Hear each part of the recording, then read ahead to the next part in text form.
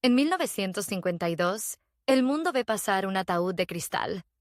Dentro, una mujer de 33 años, maquillada como una reina, el cuerpo consumido por la enfermedad, las manos cargadas de flores, el rostro sereno.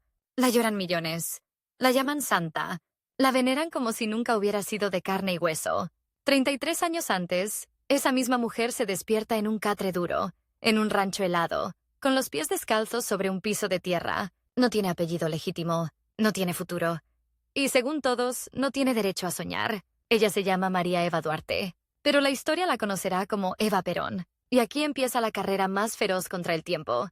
Tiene solo 33 años para escapar de la pobreza, derrotar a sus rivales y reescribir, a golpes de voluntad, el destino de un país entero. Imagina el amanecer en Los Toldos, una pequeña localidad en la provincia de Buenos Aires. En 1919, hay neblina, olor a leña húmeda, gallinas inquietas picoteando la tierra. En una casa de paredes agrietadas, una joven llamada Juana Ibarguren sostiene a su quinta hija entre los brazos. Afuera, el mundo sigue como si nada. Adentro, algo cambia para siempre. Nadie lo sabe todavía. Pero esa niña, nacida fuera del matrimonio, marcada desde el primer segundo como ilegítima, hará temblar a la aristocracia que hoy la despreciaría sin siquiera pronunciar su nombre. El padre, Juan Duarte, es un hombre con doble vida. Tiene una familia oficial en otra ciudad, con casa, estatua de honor doméstica y respeto social. Y tiene a Juana y a sus hijos, ocultos, casi clandestinos. Para Eva, la desigualdad no empieza con la pobreza. Empieza con la humillación. Desde pequeña aprende que hay puertas que se cierran solo por no llevar el apellido correcto. La escena que la marcará para siempre no ocurre en un palacio, sino en un cementerio. Cuando Eva es apenas una niña, Juan Duarte muere en un accidente. La familia oficial organiza un funeral respetable, elegante, cargado de luto y protocolo. Juana y sus hijos, desesperados, viajan para despedirse, pero al llegar, lo que reciben no es consuelo, sino rechazo. Les niegan la entrada a la sala velatoria, les cierran la puerta en la cara. Del otro lado, la viuda legítima, los hijos legítimos, los amigos legítimos. Aquí, en la calle, bajo el sol cruel, los otros. Según algunas versiones, los dejan pasar solo al final, casi a escondidas. Según otras, Juana y sus hijos se arrodillan junto al cajón, llorando, mientras el murmullo de los presentes los atraviesa como cuchillos. Bastardos. Para una niña, el mensaje es brutal y clarísimo. En este mundo, tu dolor vale menos que el de los demás.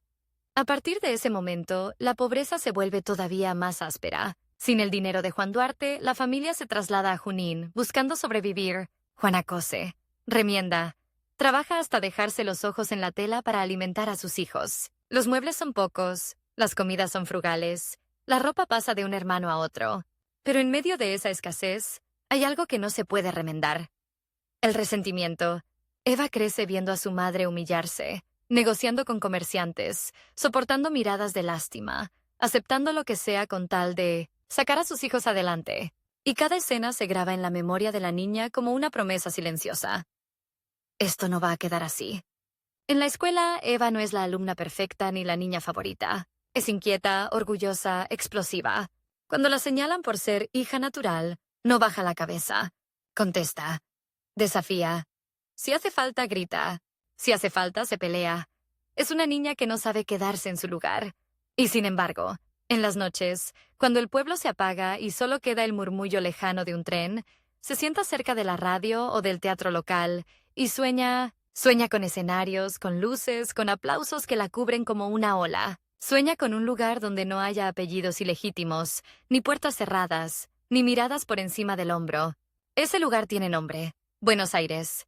En Junín, las compañías teatrales ambulantes pasan de vez en cuando, como espectros brillantes. Traen historias de la gran ciudad, de actrices que viven rodeadas de flores, de hombres que se inclinan para besarlas en la mano, de carteles enormes con sus rostros. Para cualquiera es una fantasía lejana. Para Eva es un mapa. Cada vez que una troupe llega al pueblo, ella se las ingenia para estar cerca. Si tiene que barrer el suelo del teatro local, lo barre. Si tiene que ayudar detrás de escena, ayuda. Y mientras tanto, observa. Allí nace algo más que un sueño infantil. Nace una obsesión. Pero los sueños tienen un enemigo feroz: el tiempo. Eva cumple 14, luego 15 años. En un pueblo como Junín, la vida de una muchacha ya está casi decidida. Casarse pronto, tener hijos, trabajar en lo que se pueda. El margen para inventarse un destino es mínimo. Si no se escapa ahora, tal vez nunca lo haga. Tiene, en la práctica, una ventana diminuta, unos pocos meses antes de quedar atrapada en la rutina que el entorno le impone. Y ella lo sabe. Se dice que llega a Junín un joven cantante de tango, encantador, con promesas de contactos en Buenos Aires. Otras versiones hablan de un acuerdo con una compañía, o simplemente de una decisión solitaria, casi suicida. Los detalles varían, pero el gesto es el mismo. Una adolescente de 15 años decide dejarlo todo. Una noche, con una valija pobre y la determinación de quien ya no soporta el lugar que le han asignado en el mundo, Eva sube a un tren rumbo a la capital. No lleva buena ropa, no lleva dinero, no lleva un apellido que abra puertas. Solo lleva rabia, orgullo y un hambre de futuro que quema. El tren avanza y con cada kilómetro la vida anterior se aleja. Aún no lo sabe, pero también se acerca otra cuenta regresiva. Desde ese viaje hasta su muerte, le quedan apenas 18 años. 18 años para pasar de desconocida a mito. 18 años para vencer a cada rival que se cruce en su camino. La diferencia entre ganar y perder no se medirá en premios, sino en sobrevivir. Buenos Aires, principio de los años 30. La ciudad es una mezcla brutal de glamour y miseria. A pocas cuadras de los teatros resplandecientes hay conventillos saturados, olor a humedad, gritos, niños corriendo descalzos. Para una chica de pueblo, la capital es un tsunami. Edificios altos, tranvías, autos, hombres que miran demasiado, mujeres que no miran a nadie. Eva llega con los ojos abiertos y el estómago vacío. Lo primero que aprende es que la fama no se regala. Se compra, se negocia, se pelea. Los primeros años son un rosario de humillaciones.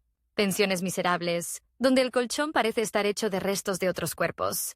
Trabajos ocasionales. Castings donde la miran.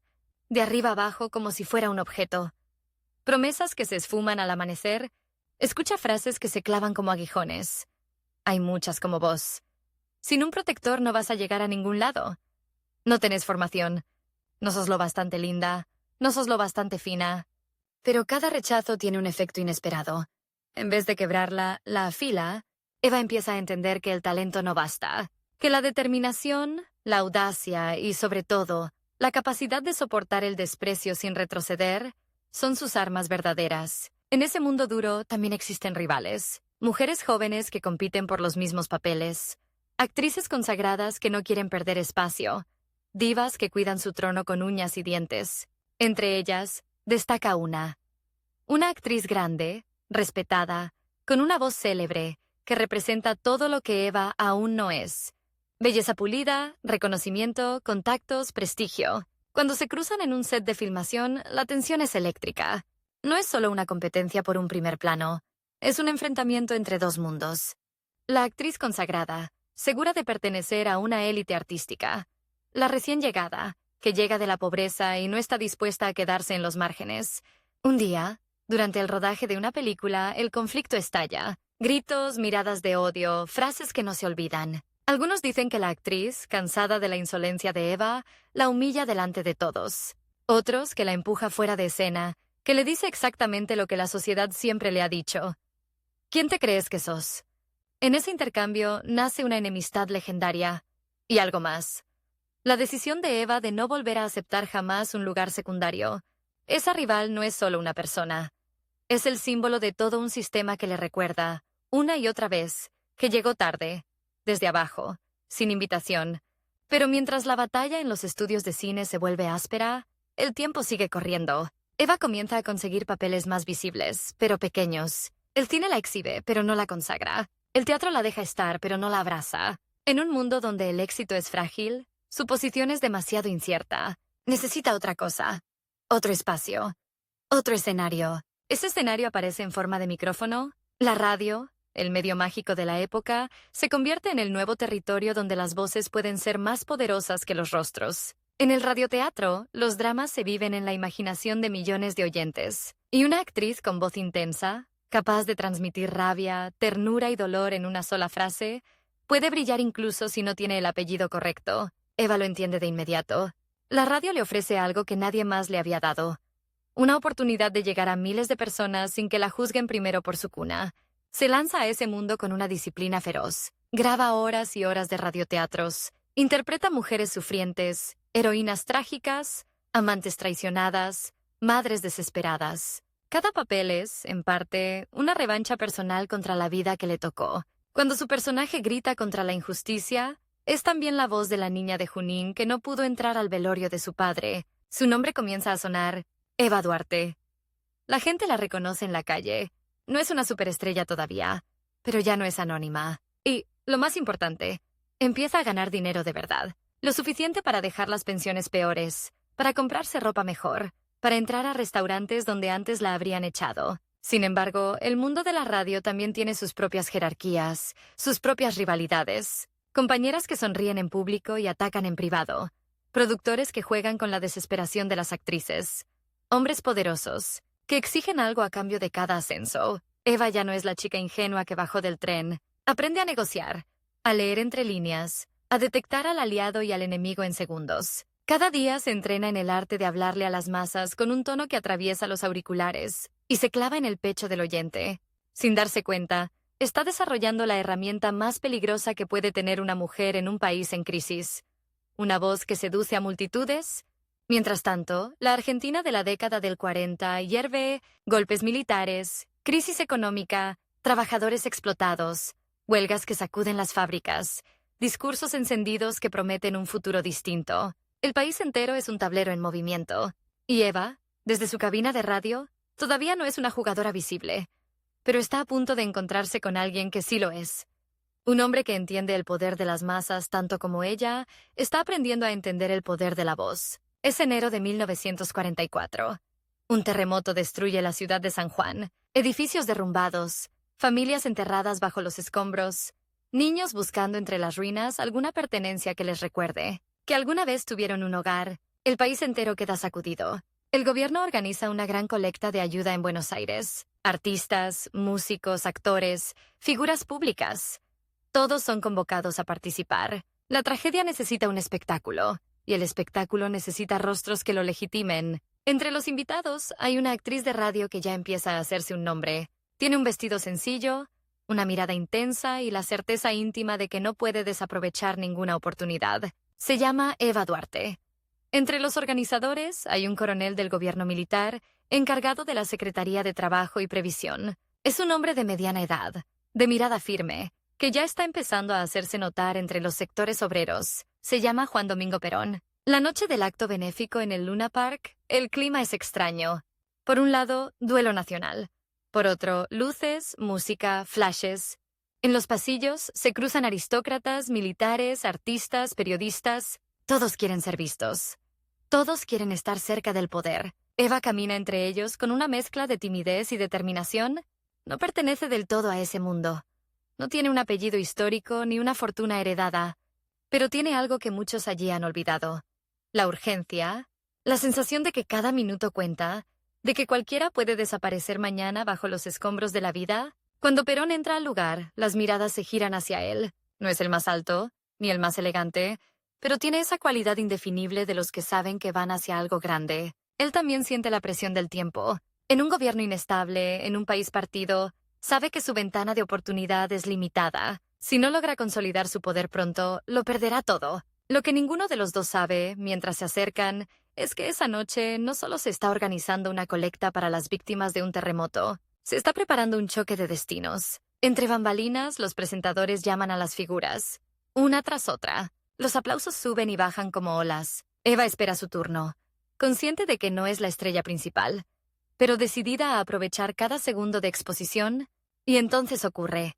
Una presentación, un encuentro, una conversación, quizás una frase dicha en voz más baja que el resto, una mirada que dura un instante más de lo normal. Cuando Eva Duarte y Juan Domingo Perón se cruzan por primera vez, algo se enciende, algo que va mucho más allá de la atracción. Es el reconocimiento mutuo de dos ambiciosos, dos estrategas, dos sobrevivientes que han hecho de la adversidad su combustible. Ella ve en él una puerta al mundo del poder real, ese que decide el destino de millones. Él ve en ella una voz que puede llegar a corazones donde sus discursos militares no alcanzan. No lo formulan así todavía, pero la intuición es inmediata. Juntos pueden ir mucho más lejos que separados. A partir de esa noche, el reloj vuelve a acelerarse. Eva ya no compite solamente contra las otras actrices, contra las divas de la radio, contra las mujeres que la miran por encima del hombro en los pasillos. Ahora entra en juego otro tipo de rivalidad, mucho más peligrosa. La de quienes, dentro del propio círculo de poder, harán todo lo posible por impedir que esa chica de origen humilde ocupe un lugar al lado del coronel. La sociedad porteña, los militares recelosos, las viejas élites, todavía no la conocen, pero van a subestimarla. Esa será su primera gran ventaja. Lo que empezó en un rancho frío, con una niña a la que no dejaban despedirse de su padre, está a punto de transformarse en una tormenta política. A Eva le quedan menos de 8 años antes de convertirse en la mujer más amada y más odiada de la Argentina. Y el tiempo, desde ahora, correrá más rápido que nunca. Imagina esta imagen. En una pieza de pensión, una mujer se desmaquilla frente a un espejo manchado. En otra parte de la ciudad, en 1900, un salón lleno de arañas de cristal. Una dama de guantes blancos se quita las joyas frente a un espejo dorado. Las dos hablan del mismo hombre. Las dos quieren influir en el mismo destino. Pero solo una de ellas está dispuesta a quemarlo todo, incluso su propia vida, para ganar. Esa noche del Luna Park, el encuentro entre Eva y Perón dura apenas unos minutos. Un saludo, unas palabras corteses, tal vez un comentario sobre la tragedia de San Juan. Nada que, en apariencia, prometa cambiar la historia. Pero cuando Eva vuelve a su pensión, no puede dormir. Repasa cada gesto, cada frase del coronel, la seguridad con la que camina, el modo en que lo escuchan los demás. No es un actor, no es un galán de radioteatro. Y sin embargo, lo rodea una atención casi hipnótica. Es la misma atención que ella lleva años persiguiendo en estudios, teatros y radios. Y ahora la ve concentrada en un militar que habla de justicia social, trabajadores, nuevo país. Al día siguiente, mientras graba radioteatros, siente que las líneas de sus guiones suenan de pronto vacías. Heroínas que lloran, hombres que traicionan, finales melodramáticos. De golpe todo le parece pequeño, porque silenciosamente se abre ante ella un guión mucho más grande, el del país real, fábricas, conventillos, obreros, marchas. Y en el centro de ese guión, ese coronel que conoció en la gala y que, lo presiente, todavía no ha dicho su última palabra. Lo que Eva no sabe es que, al mismo tiempo, Perón también piensa en ella, no como en una conquista fácil, sino como en un instrumento poderoso. Una voz que ya entra en miles de hogares. Una mujer con hambre, de ascenso. Alguien que no se conforma con lo que le dan. No pasa demasiado hasta que vuelven a cruzarse. Un acto oficial, una invitación a la radio, una reunión casual. En la Buenos Aires de mediados de los 40, los encuentros casuales alrededor del poder casi nunca son accidente. Esta vez hablan más. Él le cuenta su trabajo en la Secretaría de Trabajo y Previsión, los sindicatos, los reclamos de los obreros. Ella le habla de su infancia pobre, de Junín, de los estudios donde la miraban por encima del hombro. Perón escucha con atención. Comprende, con la frialdad de un estratega, que esa biografía no es solo tragedia personal, es combustible político. Ella encarna, en carne viva, a los despreciados del sistema. Si su historia se cuenta bien, puede convertirse en un puente emocional hacia millones de humildes. La relación se vuelve cada vez más cercana. Comidas discretas, charlas largas, visitas. Él empieza a confiarle pensamientos que no comparte con cualquiera. Ella empieza a verlo no solo como un hombre poderoso, sino como el vehículo para su propia revancha contra una sociedad que siempre la puso afuera. En poco tiempo sus vidas se entrelazan. Eva se instala con él. Deja atrás pensiones oscuras y entra en un mundo de despachos, choferes, teléfonos que no paran de sonar. Pero cada puerta que se abre frente a ella hace que, en otro lugar, se cierre un puño. En los círculos de la alta sociedad, la noticia corre como veneno. El coronel Perón, el hombre que comienza a ganarse el favor de los trabajadores, vive con una actriz de radio, una don nadie de pasado humilde. En las mansiones de Recoleta, alrededor de mesas servidas con vajilla francesa, se repite una pregunta cargada de veneno. ¿Quién se cree que es esa mujer para acostarse al lado de un futuro presidente? En ese mundo aparece una rival, no ya en los estudios de cine, sino en el terreno del poder. Se llama Mercedes. Nació en una de esas familias que tienen calles con su apellido, preside una asociación benéfica, organiza té canasta, reparte limosnas con guantes de encaje para no tocar demasiado la miseria que finge aliviar. Para Mercedes, los pobres son una causa elegante. Para Eva, son la vida que ella misma vivió. Mercedes conoce a Perón desde antes. Lo admira. Lo considera un hombre aprovechable para moderar las tensiones sociales sin tocar los privilegios de su clase. Lo invita a sus eventos, lo presenta con empresarios, lo rodea de gente respetable, hasta que aparece esa actriz. Desde el primer momento, Mercedes comprende que no se trata de un capricho pasajero, sino de una amenaza. No es solo celos personales. Es miedo a que el coronel sea seducido por la idea, peligrosísima, de construir su poder no sobre los salones aristocráticos, sino sobre la multitud obrera. El enfrentamiento no se da en una sola escena, sino en una serie de pequeños choques. Un comentario envenenado en una recepción. Las artistas son muy volubles, coronel. Una sonrisa helada cuando presenta a Eva. Señores, la señorita Duarte. Una gran voz de la radio. La forma en que Mercedes se dirige a ella siempre desde arriba, como si fuera una empleada de entretenimiento. Eva responde con algo que Mercedes no está acostumbrada a enfrentar. Una mirada fija, sin bajar la vista, y un silencio lleno de desafío. No tiene apellido ilustre, no domina las reglas del protocolo, pero sabe leer el desprecio como nadie. Mientras esas batallas de salón se libran en voz baja, en la calle hierve otro conflicto, mucho más ruidoso. Perón, desde la Secretaría de Trabajo, multiplica los convenios, las mejoras salariales, las vacaciones pagas. Los obreros comienzan a verlo como un protector. Los patrones, como un enemigo disfrazado de funcionario. La tensión sube. La oposición lo llama demagogo, dictador en ciernes. Los militares, divididos, se preguntan si ese coronel no está acumulando demasiado poder. Y aquí aparece la jugada maestra. Usar la radio de Eva. Ella comienza a conducir programas que ya no son solo entretenimiento. Habla de la nueva Argentina, de los descamisados, de la justicia social que está llegando. Mezcla melodrama con consignas políticas. Llora en el momento justo, alza la voz donde debe, pronuncia la palabra pueblo como si fuera un nombre propio. Los libretos, muchas veces, se escriben con la ayuda del entorno de Perón. Pero la carga emocional es de ella. Es su rabia antigua, la de la niña que miraba desde afuera el velorio de su padre, la que ahora atraviesa los micrófonos y llega a las cocinas, a los patios, a las piezas de los conventillos. Mercedes escucha esos programas con una mezcla de estupor y horror. Ella siempre creyó que la caridad se hacía de arriba hacia abajo, con distancia. De pronto ve a una mujer que habla a los pobres como iguales, que los trata de hermanos, que se coloca del mismo lado del mostrador. Lo que para Eva es instinto, para Mercedes es escándalo. En sus reuniones privadas, repite indignada: están sublevando a la chusma. Y esa actriz los enloquece. El reloj político se acelera. Estamos en 1945. La Segunda Guerra Mundial se acerca a su fin. En la Argentina, los sectores que se sienten más cercanos a los aliados sospechan de la neutralidad del gobierno militar. Perón, con su ascenso meteórico, se vuelve el blanco principal de las críticas internas y externas. Los diarios opositores lo atacan a diario. Y como si no bastara, descubren que hay una forma aún más efectiva de pegarle: disparar contra la mujer que tiene al lado. Comienzan las campañas de difamación contra Eva. La llaman trepadora, prostituta, actriz de mala reputación. Inventan historias sobre su pasado. Exageran romances.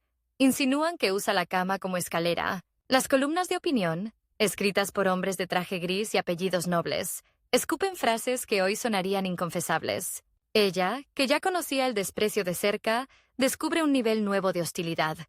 El de la prensa como arma.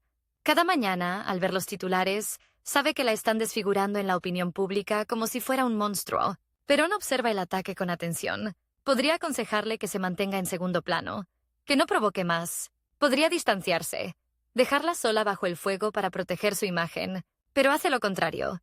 Se muestra con ella en público, la lleva a actos, a recorridas, a reuniones con sindicalistas. Ese gesto es un desafío frontal a la élite. No solo confirma la relación, sino que convierte a Eva en algo más que una amante, en una aliada política. Los enemigos toman nota. Entienden que, para frenar a Perón, no basta con criticar sus políticas. Hay que cortar el vínculo con esa mujer que lo empuja hacia el pueblo. En reuniones de alto nivel, con whisky y humo de cigarro, se habla de ponerle freno. Los militares que lo detestan empiezan a ver la posibilidad de sacarlo del juego. Mientras tanto, Eva siente que el suelo bajo sus pies tiembla. Si Perón cae, ella no vuelve al punto de partida. Cae al vacío.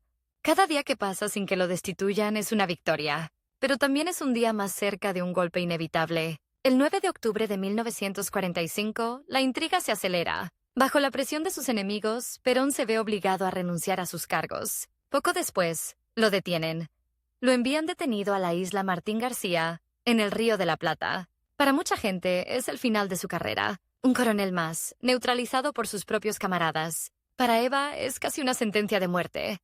No solo pierde al hombre al que ama, pierde al único socio capaz de transformar su rabia personal en fuerza histórica.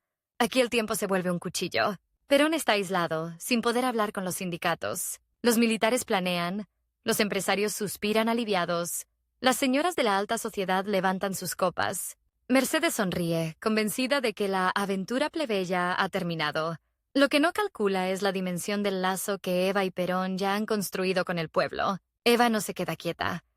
Mientras muchos la aconsejan que se esconda, que desaparezca, que se prepare para el olvido, ella hace lo contrario. Va a los locales sindicales, se reúne con dirigentes obreros, repite una idea una y otra vez. Si dejan que se lo lleven ahora, mañana van por ustedes. No tiene grado militar, no tiene cargo político, no tiene más armas que su voz y su desesperación. Pero, justamente por eso, habla con una intensidad que ningún político clásico puede imitar. En esos días de octubre, cada hora cuenta: si los obreros no reaccionan pronto, el régimen consolidará la caída de Perón. Si reaccionan demasiado torpemente, el ejército puede reprimirlos con ferocidad. Eva empuja, convence, implora. La escena es casi inimaginable. Una actriz de radio, que hace poco interpretaba dramas románticos, ahora discute estrategias con los líderes de los trabajadores, sentada en mesas donde antes ni siquiera habría sido invitada a servir café. Y entonces llega el 17 de octubre de 1945. Desde la madrugada, columnas de obreros comienzan a caminar hacia Buenos Aires. Vienen de Berisso, Avellaneda, La Plata, de las fábricas, de los frigoríficos. Algunos cruzan el riachuelo descalzos, con los pantalones arremangados, sosteniendo los zapatos en la mano. Otros se suben a tranvías, camiones, cualquier cosa que los acerque al centro. El calor es sofocante. La ciudad se llena de olor a sudor, a grasa, a cuero. Las calles elegantes, acostumbradas a perfumes franceses, se ven invadidas por rostros que casi nunca pasan por allí.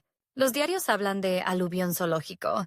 Los vecinos cierran ventanas con miedo. Mercedes, desde su casa, mira por la persiana con horror. Lo que para ella es una invasión bárbara, para Eva es la imagen más hermosa que ha visto en su vida, porque en esas multitudes ve su propia infancia, la de su madre, la de sus hermanos. Ve, por primera vez, que los nadie por los que siempre se sintió humillada están reclamando en masa por el hombre que ella ama. Durante horas, las plazas y avenidas se llenan de gente que grita un solo nombre: Perón. El gobierno duda.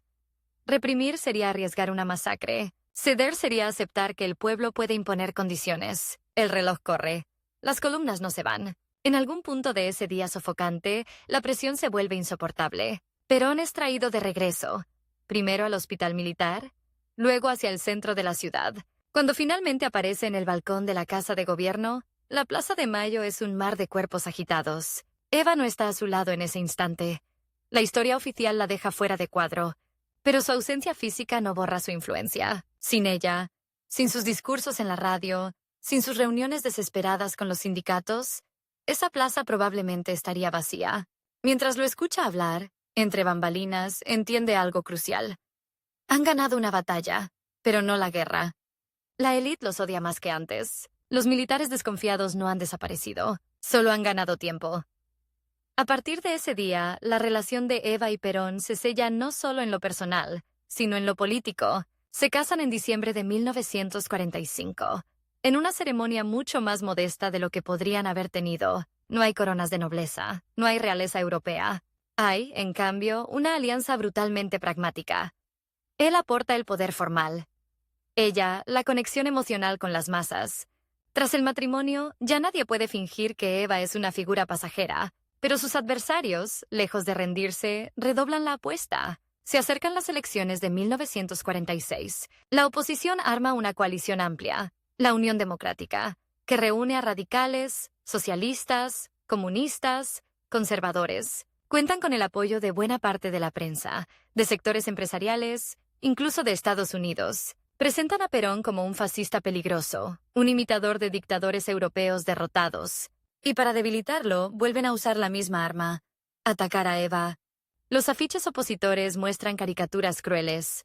Una mujer pintarrajeada, de sonrisa vulgar, tomada del brazo de un Perón de mirada siniestra. Panfletos anónimos circulan por barrios acomodados, asegurando que la señora de Perón maneja el país desde la cama. Mercedes organiza reuniones donde las señoras bien juran que nunca permitirán que esa cualquiera dé órdenes desde la casa de gobierno. Lo que no entienden es que la batalla ya no se está librando en sus salones, sino en fábricas, barrios obreros, pueblos perdidos, donde la radio de Eva llega como una voz familiar. Durante la campaña, ella recorre el país junto a Perón. Habla en actos, saluda a trabajadores, recibe flores, escucha historias de miseria. Su figura genera reacciones extremas. Adoración incondicional en los humildes, desprecio furioso en buena parte de la clase media y alta. Cada discurso es una carrera contra el tiempo.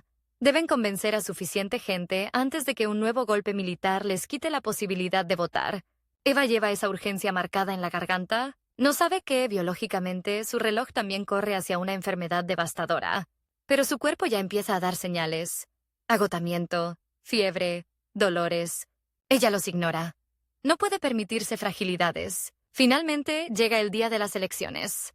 24 de febrero de 1946. Las urnas se abren, las filas se forman. Los periódicos opositores confían en una derrota clara de Perón. La Unión Democrática se siente respaldada por la gente decente. Pero cuando se cuentan los votos, el mapa se inclina hacia un lado inesperado para la élite. El de los obreros, los trabajadores rurales, los empleados modestos. Perón gana. Y con él, gana también esa mujer que nunca fue invitada a los velorios respetables y que ahora se prepara para entrar, de golpe, en los salones del poder supremo. Esa noche, en el balcón de la Casa Rosada, la escena es casi cinematográfica. La ciudad está oscura, pero la plaza hierve de luces, antorchas improvisadas, banderas agitadas. Miles de gargantas gritan, ¡Perón, Perón! Y otra palabra empieza a colarse, quebrada, emocionada, casi como un ruego. Evita. Ella sale al balcón, del brazo de su marido, y mira hacia abajo. Lo que ve no es una multitud anónima. Ve una gigantesca versión de sí misma multiplicada en millones de historias. La niña humillada, la actriz despreciada, la amante denigrada. Todas esas versiones se fusionan ahora con las obreras de fábrica, las sirvientas, las costureras, los peones. En algún lugar, Mercedes apaga la radio con rabia. Creyó que competía por el favor de un hombre. No entendió que, en realidad, estaba compitiendo por el alma de un pueblo. Y esa batalla la ha perdido. Perón ya no es solo el coronel. Es el presidente electo de la nación. Y esa actriz a la que llamaban trepadora, ahora tiene un nuevo título, tan inesperado como perturbador para muchos. Primera dama. Pero Eva no se engaña. Sabe que ganar una elección no disuelve el odio. La espera una guerra todavía más feroz. Contra la aristocracia que la desprecia. Contra la iglesia que la mira con desconfianza. Contra las instituciones que durante décadas fueron propiedad exclusiva de las señoras bien. Tiene poco tiempo. Tiene enemigos poderosos. Tiene un cuerpo que ya empieza a pasarle factura. Y aún así, en ese balcón, con la plaza rugiendo abajo, hace un pacto silencioso consigo misma. Si debe quemarse en el intento de cambiar la vida de los humildes, se quemará. Lo que está a punto de comenzar ya no es la historia de una actriz que llega al poder. Es la historia de una mujer que, sabiendo que el reloj corre en su contra, decide convertir cada día en una batalla frontal contra la injusticia. Aunque eso la lleve, más rápido, hacia el límite de sus fuerzas. Imagina este plano. En el mismo segundo en que una mujer cruza un salón de mármol con un tapado de bisón, otra mujer cruza un pasillo de hospital con el saco pegado al cuerpo por el sudor. Las dos caminan hacia una puerta donde se decide el destino de miles de personas. Una lleva una lista de invitados selectos, la otra, una pila de cartas suplicando por remedios, camas, trabajo. La del tapado se llama Mercedes, la del saco húmedo Eva. Desde que Perón asume la presidencia, nada vuelve a ser igual en la Casa Rosada. Los cuadros solemnes de próceres, las recepciones llenas de latinazos y protocolos, comienzan a mezclarse con algo que antes era impensable. Obreros entrando por la puerta principal, mujeres con delantal esperando en los pasillos, delegaciones de pueblos minúsculos buscando la mirada de la señora. Eva, que hace no tanto esperaba horas para ser recibida por un director de radio, ahora es la persona a la que todos quieren ver. Al principio, no hay plan perfecto ni estructura clara. Hay caos. Cada mañana llegan cientos de cartas, telegramas, pedidos. Un chico que necesita una prótesis, una madre que suplica por una operación, un obrero que fue despedido por sindicalizarse. Los secretarios de la presidencia recomiendan filtrar, derivar, canalizar. Eva hace lo contrario. Abre sobres, subraya nombres, manda llamar a los peticionantes. En una oficina improvisada, empieza a recibir a la gente uno por uno. Las colas se vuelven interminables. Lo que para la burocracia es un problema logístico, para ella es la oportunidad de su vida. Porque en esos rostros cansados reconoce a su madre lavando ropa en Junín, a sus hermanos compartiendo un colchón, a la niña que fue a un velorio de segunda clase. No soporta la idea de repetir con otros la humillación que sufrió en carne propia. Así nace, casi a los empujones, algo que luego tendrá nombre propio. La Fundación Eva Perón. Al principio se llama Ayuda Social María Eva Duarte de Perón. Un título largo para una idea sencilla y brutal. Tomar la caridad, elitista, fría y distante, y convertirla en justicia concreta, urgente, casi feroz. Y aquí reaparece Mercedes. Hasta entonces, la beneficencia había sido su territorio. Las damas de sociedad organizaban eventos exclusivos, colectas que terminaban en fotos para las revistas, bolsitas de comida entregadas. A través de barrotes simbólicos, ella se enorgullecía de presidir comités, de decidir qué pobre merecía ayuda y cuál no. Cuando oye que esa actriz está armando su propia estructura de ayuda desde el Estado, siente que le arrebatan algo más que un pasatiempo. Le quitan el control moral sobre los necesitados. Mercedes contraataca como sabe. Con elegancia hiriente, organiza un gran té benéfico en un hotel de lujo. Invita a diplomáticos, empresarios, militares. Hace circular discretamente la idea de que la nueva fundación es un capricho demagógico, un derroche, un show para las masas. En los corrillos se susurra que las donaciones desaparecen, que se distribuyen solo entre fanáticos peronistas, que se obliga a la gente a agradecer a la jefa espiritual. Los diarios opositores recogen esos rumores y los convierten en titulares. Eva responde de otra manera. No escribe un comunicado frío, no convoca a una conferencia de prensa, se sube a un camión, entra en los barrios, recorre hospitales, inaugura hogares escuela, colonias de vacaciones, policlínicos. Las cámaras la siguen. La filman abrazando niños, entregando máquinas de coser, levantando la cara de una mujer que llora para mirarla a los ojos. Su discurso es simple, casi peligroso para el orden tradicional. No estoy haciendo caridad.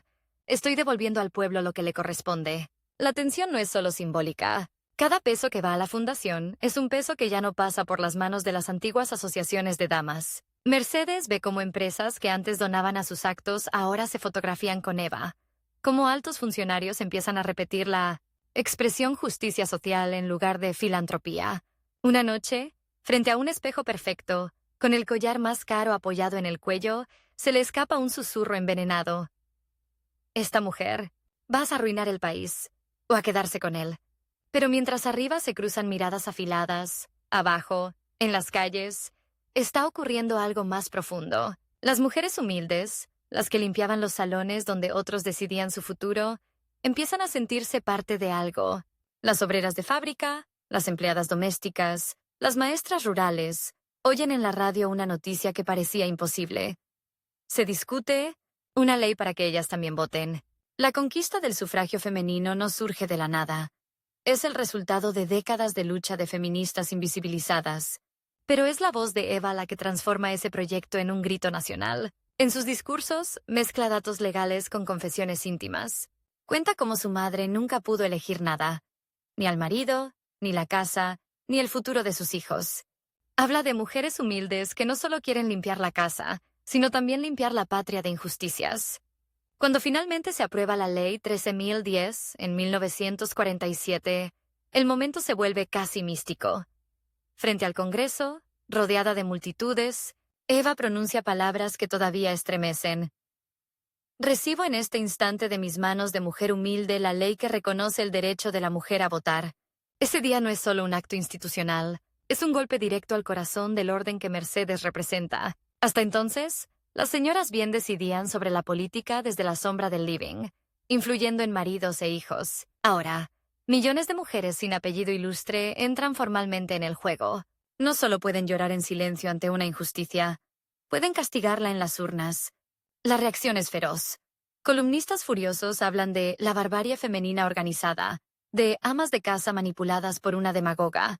Los curas más conservadores temen que una mujer tan pública, de pasado discutido, se convierta en modelo. Mercedes, viendo que la batalla cultural se le escapa, ensaya un giro. Intenta acercarse a los sectores eclesiásticos y militares, que todavía desconfían de Perón, y se ofrece como intermediaria sensata. En voz baja, repite una propuesta. Si logramos aislar a Eva, el presidente volverá a escuchar a la gente razonable. Pero Eva no se aísla, se multiplica. En 1949, impulsa la creación del Partido Peronista Femenino. La escena es inédita. Miles de mujeres, muchas de ellas que apenas terminaron la primaria, se forman como delegadas, organizan unidades básicas, recorren barrios. No hablan el idioma del protocolo, pero hablan el idioma de las colas del almacén, del colectivo lleno, de la fábrica. Eva les exige disciplina casi militar. Informes, recorridas, resultados concretos. Detrás de su sonrisa radiante hay una decisión dura. No voy a dejar un solo espacio político libre para que lo ocupe la vieja oligarquía. El trabajo la devora.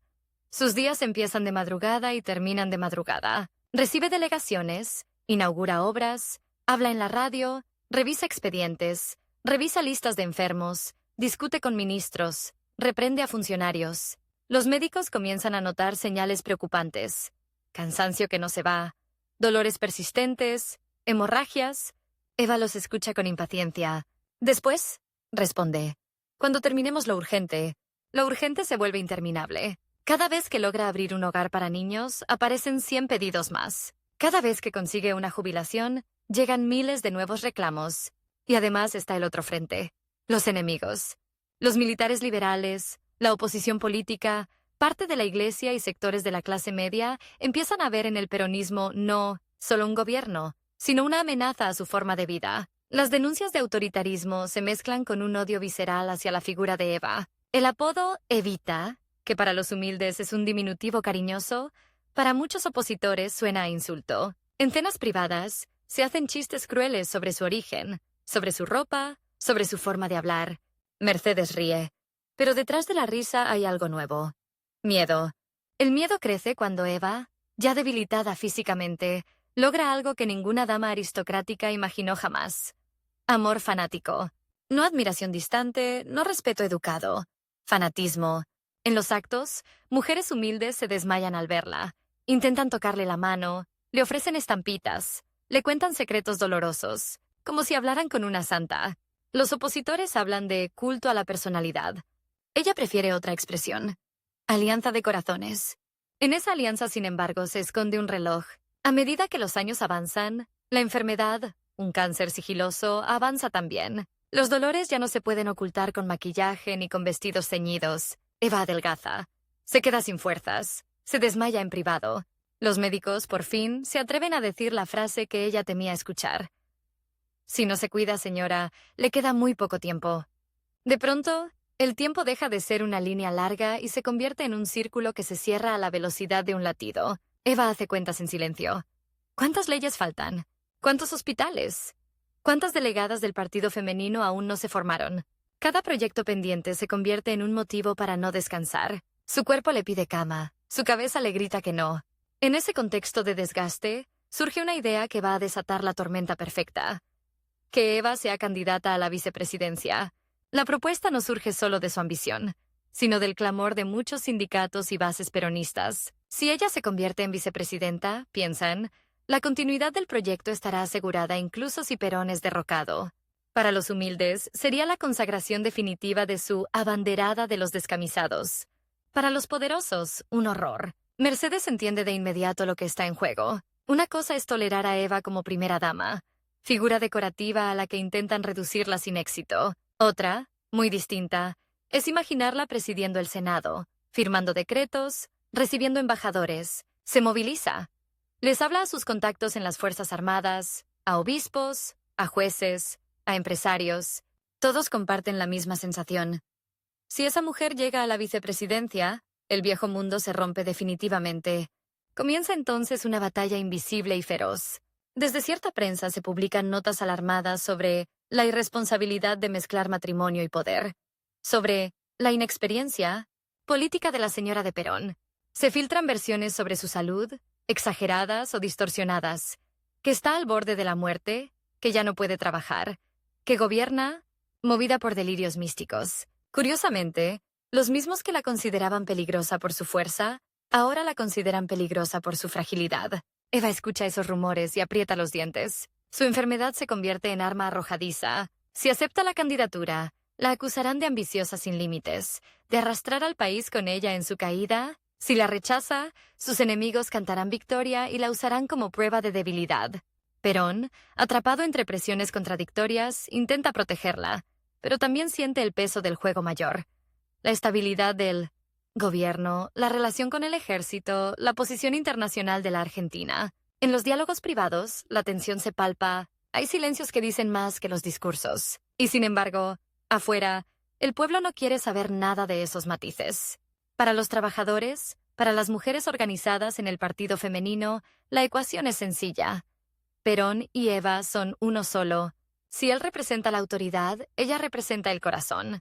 Y el corazón también debe tener un lugar en el poder. Por eso, cuando se convoca al famoso Cabildo Abierto del Justicialismo, en 1951, la Plaza de Mayo se vuelve a llenar de cuerpos, de pancartas, de gargantas que gritan en un unísono ensordecedor. ¡Perón evita! ¡Perón evita! Ese día, Mercedes también está atenta. Aunque a kilómetros de distancia, escucha por radio el rugido de la multitud, siente cómo se le enfría la sangre. Entiende, con brutal claridad, que ya no se trata solo de intrigas de salón, de campañas de prensa o de maniobras discretas. La disputa ha alcanzado un nivel casi mítico. De un lado, una mujer debilitada, sostenida por corsés, inyecciones y voluntad, que apenas puede mantenerse en pie, pero que, al asomarse al balcón, provoca la misma explosión que una estrella de cine. Un santo y un líder político combinados. Del otro, todas las fuerzas que quieren volver el reloj atrás. La escena del Cabildo Abierto es sobrecogedora. Esa tarde, bajo un cielo pesado, Perón habla, los sindicalistas hablan, los oradores oficiales hablan, pero la plaza espera a otra persona. Cuando pronuncian el nombre de Eva, el ruido se convierte en terremoto. Ella aparece, delgada hasta el límite, envuelta en un vestido claro que parece sostenerla más que vestirla. Camina despacio, cada paso calculado, como si estuviera caminando sobre cristal. Se agarra del atril, mira hacia abajo, ve una marea humana que suplica algo que su cuerpo ya no puede prometerle. Le piden que acepte, que sea vicepresidenta, que esté junto a Perón, no solo como esposa, sino como número 2 del Estado. Es el clímax de años de esfuerzo, humillaciones, batallas ganadas y heridas abiertas. Evita escucha, y en su interior chocan dos fuerzas imparables. El deseo de asegurar para siempre la causa de los humildes, y la conciencia, brutal de que su tiempo se acorta día a día. Su reloj biológico y el reloj político se han alineado en una cuenta regresiva única e implacable. La decisión que tome en las horas siguientes no va a cambiar solo su destino personal. Va a alterar el curso de la historia del país, porque si acepta, desafía a la cúpula militar, a la iglesia, a la oligarquía y a su propio cuerpo exhausto. Si renuncia, dejará un vacío que nadie sabe quién podrá llenar. Esa noche, en la intimidad, la mujer que alguna vez fue una actriz de radioteatro y ahora es el símbolo viviente de millones de pobres, se queda despierta mirando el techo. Sabe que tiene los días contados. Sabe que Mercedes y los suyos la quieren fuera del tablero, cuanto antes. Y sabe, sobre todo, que el pueblo que la llama Evita no le va a perdonar una sola cosa: que se rinda. Lo que está por decirle a ese pueblo, en un mensaje que escuchará medio país con el corazón en la mano, no será un simple discurso político. Será una confesión a contrarreloj, una elección entre su vida y su causa, una apuesta final en una partida donde el enemigo ya ha apostado todo, incluso su odio más íntimo. Imagina dos escenas ocurridas al mismo tiempo. En una pieza minúscula, una radio apoyada sobre una mesa coja escupe estática hasta que una voz conocida atraviesa el ruido. Pueblo mío. Del otro lado de esa radio, una mujer con delantal, las manos aún húmedas del lavarropas, deja caer el jabón al piso. Sabe que algo decisivo está por ser dicho. En un salón impecable, a kilómetros de allí, otra radio, cromada, flamante, descansa sobre un aparador de madera lustrosa. Mercedes se sirve una copa de vino blanco, ajusta el volumen y se reclina en el sillón. También ella sabe que algo decisivo está por ser dicho. pero su expectativa es distinta. No espera una esperanza, espera una rendición. La voz de Eva suena quebrada, áspera, como si cada palabra le costara un pedazo de vida. No habla desde un estudio cómodo, sino desde un cuerpo que ya es territorio de batalla. Fiebre, dolor, debilidad. Los médicos le han dado un límite cruel, casi indecente por lo preciso. Meses, meses para ordenar sus papeles, meses para despedirse, meses para decidir qué hacer con un poder que no está escrito en ninguna constitución, pero que late en cada casa obrera del país. En la radio, el país entero escucha cómo esa mujer, rodeada de una multitud que le ruega que acepte la vicepresidencia, va inclinando su decisión hacia un lugar que nadie esperaba. Mientras los sindicatos, las mujeres del Partido Peronista Femenino y los dirigentes repiten su nombre como un mantra, Eva pronuncia la frase que corta el aire como una cuchilla. No renuncio a mi puesto en el corazón de mi pueblo, pero renuncio al honor de la vicepresidencia. En la piecita humilde, la mujer del delantal se aferra al borde de la mesa. Siente que algo se le desploma adentro. En el salón elegante, Mercedes, con la copa a medio camino de la boca, se queda quieta. Piensa que ganó.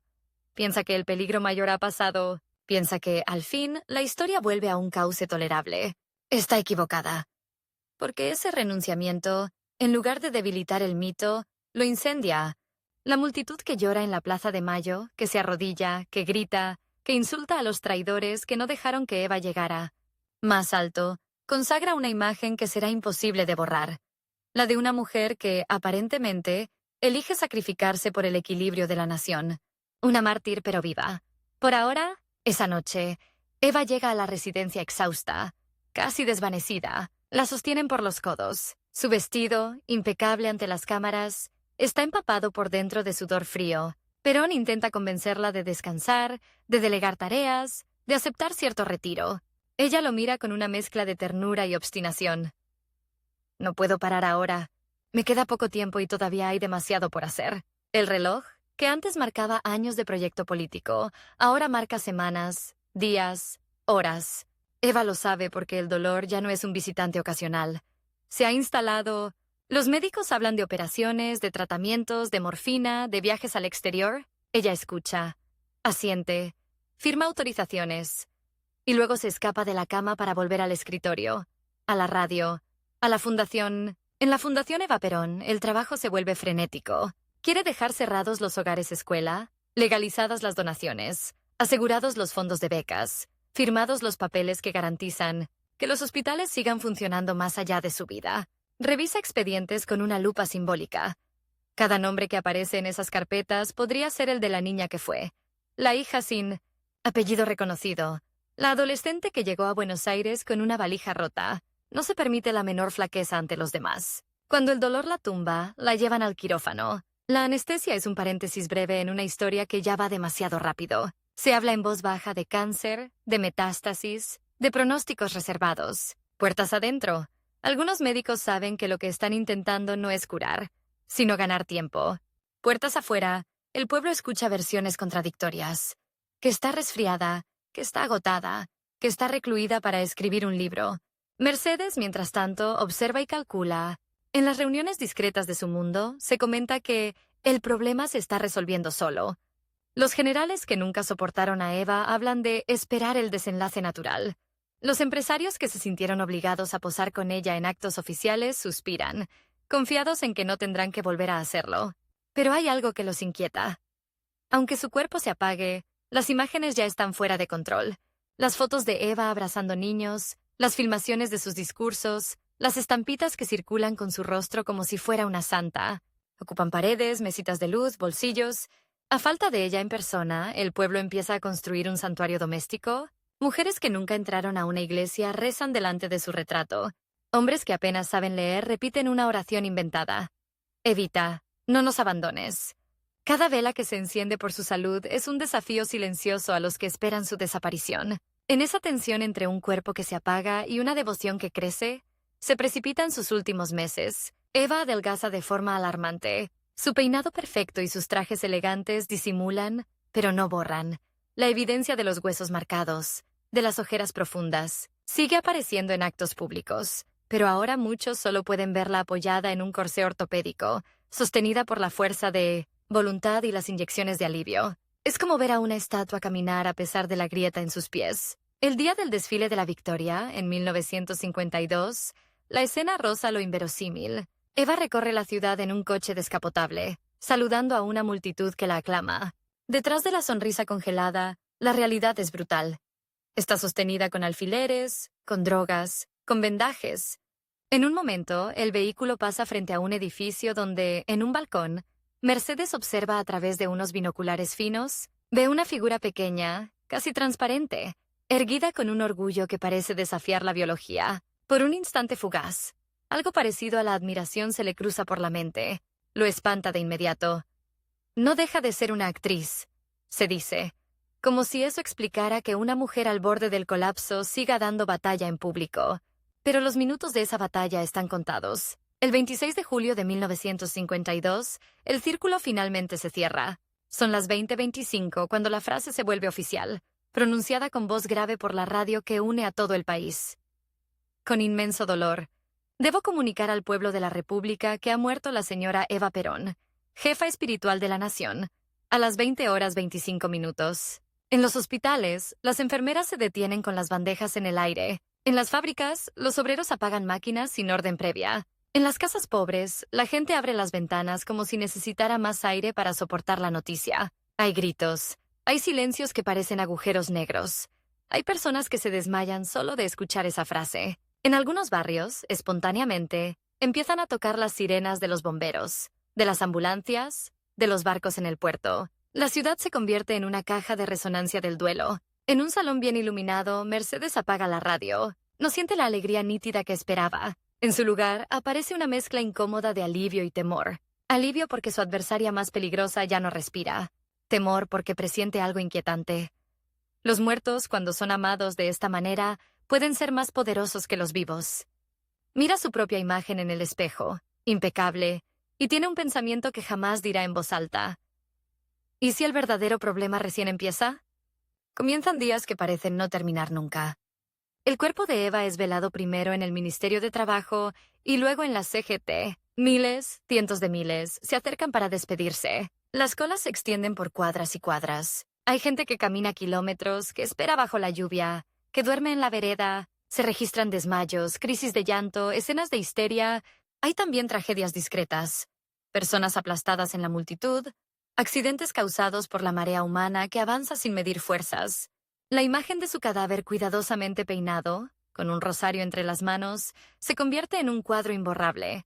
Los que pasan delante de ella no ven a una mujer muerta. Ven a la madre que no tuvieron, a la hermana perdida, a la amiga que los defendió desde un balcón. Algunos tocan el vidrio, otros susurran pedidos imposibles. Evita que mi hijo consiga trabajo. Evita que no nos echen del conventillo. Evita que no vuelva la miseria. De manera silenciosa, inconsciente, el pueblo empieza a canonizarla sin pedir permiso a Roma.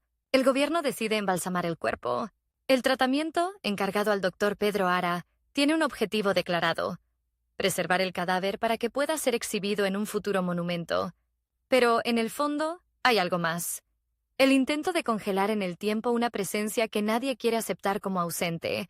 Mientras el bisturí recorre un cuerpo al que ya no le duele nada, afuera se multiplican los altares caseros. En los barrios humildes, una foto de Evita comienza a ocupar el lugar que antes tenía el Sagrado Corazón o la Virgen. Algunas mujeres ponen su retrato entre velas y flores. A esa mezcla de política y fe, la vieja aristocracia la llama fanatismo. Los que encienden las velas la llaman esperanza. Mercedes y los suyos no se quedan quietos. Saben que, si ese culto se consolida, sus privilegios se verán amenazados incluso sin Eva en la mesa chica del poder. Empieza un trabajo sutil de contragolpe. En la prensa opositora aparecen notas que intentan desacralizarla. Se habla de su pasado artístico con desprecio. Se exageran sus supuestos caprichos. Se cuestiona el manejo de los fondos de la fundación. En reuniones privadas se repite un mantra: hay que terminar con el mito. Lo que nadie imagina es el nivel de oscuridad al que llegarán, pocos años después, para lograrlo. Porque el país no se queda en duelo eterno. La economía se tensa. Las relaciones con la Iglesia se deterioran. El clima político se enrarece. Perón, cada vez más rodeado de aduladores y de enemigos, intenta gobernar sin su principal aliada emocional, Las fuerzas que soñaban con la Argentina sin Perón y sin Eva se organizan. Entre ellas, Mercedes se mueve como pez en el agua, conectando generales, obispos, empresarios, diplomáticos. Su objetivo ya no es solo recuperar espacio social, es arrancar de raíz el proyecto que esa mujer encarnó. En junio de 1955, las bombas caen sobre la Plaza de Mayo. Es un intento fallido de golpe, pero deja un rastro de cadáveres y de odio. Meses después, la llamada Revolución Libertadora derroca a Perón. Él marcha al exilio. El peronismo es proscrito. Los símbolos que durante años cubrieron paredes y pancartas empiezan a ser perseguidos como si fueran armas. Decir "evita" en voz alta se vuelve peligroso en ciertos ámbitos. El odio que alguna vez se susurró en salones elegantes, ahora se transforma en política de Estado. Y allí comienza una de las historias más perturbadoras de la biografía de Eva. La historia de su cuerpo perdido. Los nuevos dueños del poder no se conforman con prohibir su nombre en los actos, con perseguir a sus seguidores, con borrar su firma de los documentos. Quieren desaparecer también su cadáver. Una noche, en secreto, un grupo reducido de militares entra donde el cuerpo embalsamado reposa bajo custodia. Lo retiran, lo suben a un vehículo, lo sacan del edificio como si fuera un paquete clandestino. La orden es clara y brutal: que nadie vuelva a encontrarlo. Durante años, el cuerpo de Eva recorre un itinerario de pesadilla. Se lo esconde en galpones, en camiones, en oficinas.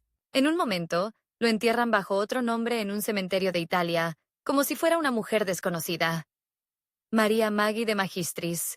La crueldad roza lo sacrílego. Quienes la odiaron en vida ahora la odian también muerta.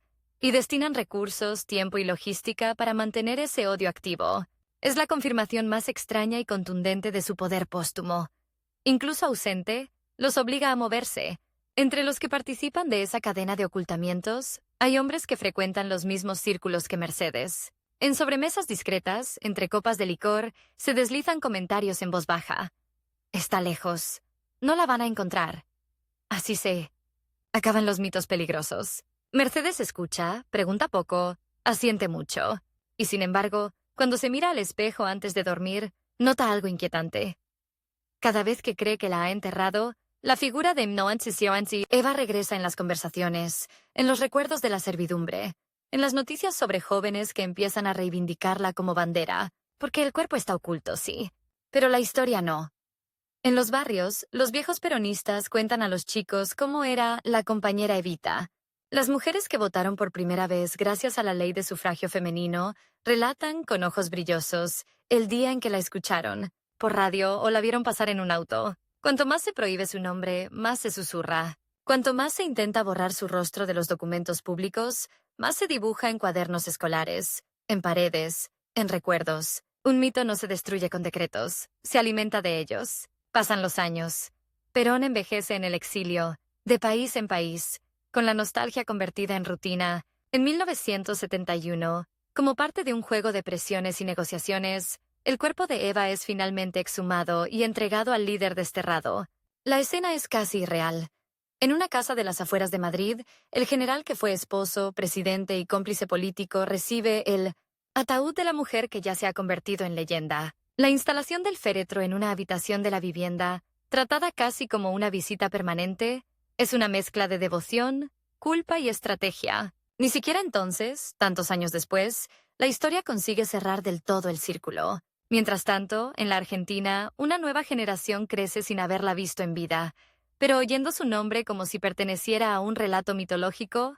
Jóvenes obreros, estudiantes, militantes, adoptan su figura como símbolo de rebeldía y de justicia social. En pancartas clandestinas, su rostro aparece junto al de Perón, pero también solo, acompañado de frases que mezclan memoria y deseo. Evita vive. Volveré y seré millones. Abanderada de los humildes. Algunos la imaginan como una guerrillera, otros como una santa, otros como ambas cosas a la vez. La realidad histórica se disuelve en una nube de interpretaciones, pero el efecto es siempre el mismo. Sigue presente. Mercedes envejece en un país que cambia sin pedirle permiso. Ve caer gobiernos, ve pasar dictaduras y democracias. Ve cómo su apellido, que antes abría todas las puertas, ya no garantiza la misma reverencia. Lo más incómodo, sin embargo, ocurre en la intimidad. Un día, sorprende a su nieta desplegando sobre la cama una remera con el rostro de Eva estampado en tinta negra. Es para una marcha, explica la joven sin culpa. Mercedes siente un pinchazo en el pecho. No sabe si de rabia o de impotencia. Comprende de golpe que la batalla que creyó ganar en los salones de té la está perdiendo en las calles, en las universidades, en las fábricas, en las canciones. Con el regreso de la democracia, la figura de Eva se multiplica aún más. Se escriben libros, se estrenan obras de teatro, se filman películas. Su nombre reaparece en los discursos políticos, en las marchas, en los murales de los barrios. El mundo también la descubre a su manera.